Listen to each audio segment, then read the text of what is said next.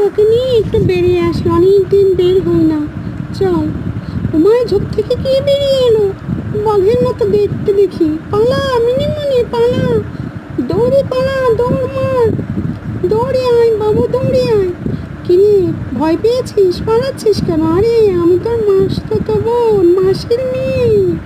পালাস না, আয় মিনিমনি আমার কাছে আয় মা, আমি তোর মাসি। এই আয়, নেমে আয়। দাঁড়া, তোর মাকে দেখি কোথায় গেল।